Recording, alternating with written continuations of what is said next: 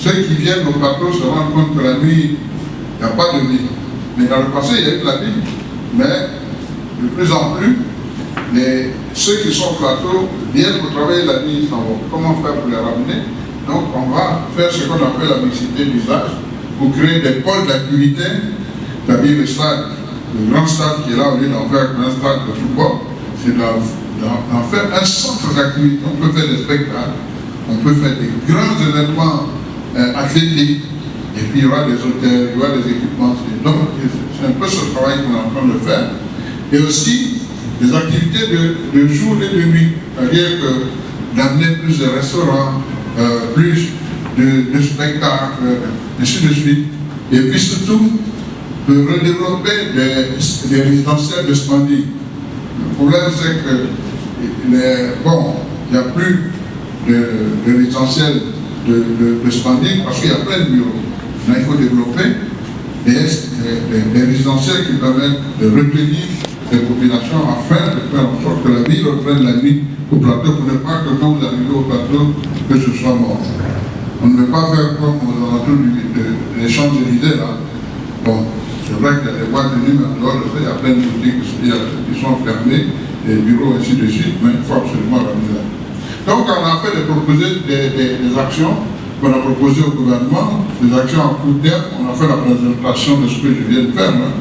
On a créé une autorité de coordination qu'on a appelée Société de Développement et on a fait des études supplémentaires et on a fait le premier projet qu'on a financé, les parkings, on a commencé le projet. Et ensuite, à moyen terme, c'est la mise en œuvre de la stratégie à une autre échelle. Il faut dupliquer, faire des projets pilotes et puis après on duplique. Et donc c'est ça qui a permis d'identifier tous les projets qui sont là. Il y a, vous pouvez voir après, tout le plateau a été complètement quadrillé.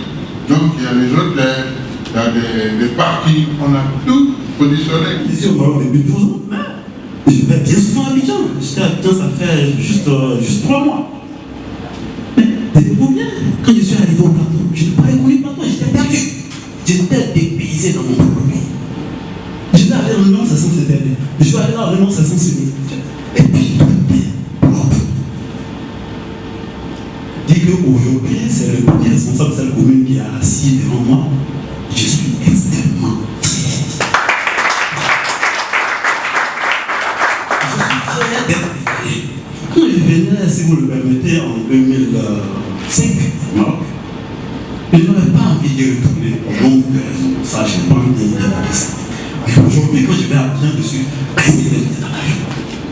Parce que les choses ont changé, notamment notre commune des affaires. Ça fait la fierté de la Côte d'Ivoire.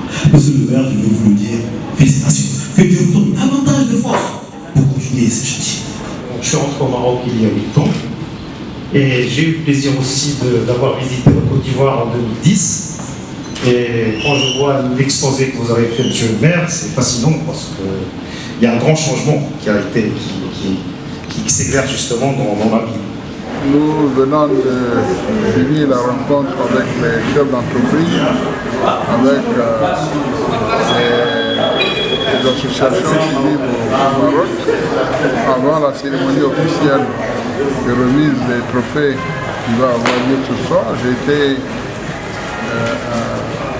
vraiment honoré par le groupe Afrique Intelligence qui a donné l'occasion non seulement d'écouter les entreprises, les jeunes entreprises qui sont au Maroc,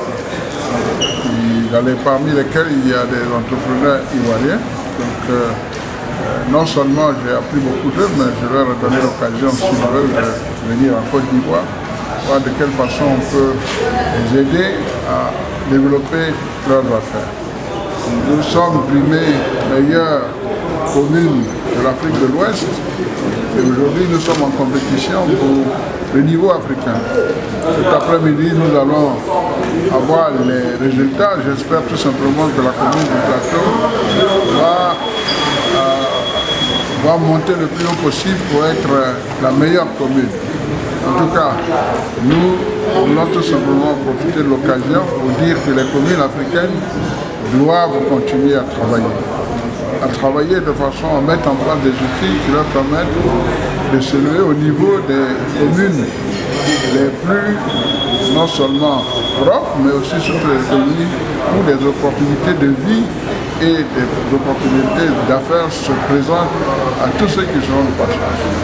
Et surtout aussi que nous ayons la possibilité d'avoir une relation avec non seulement les collectivités locales africaines, mais avec ceux qui sont d'ailleurs, que nous puissions partager nos expériences, pour donner beaucoup plus de services et de qualité de vie à nos populations à qui nous devons un mandat à la dimension de leur expérience.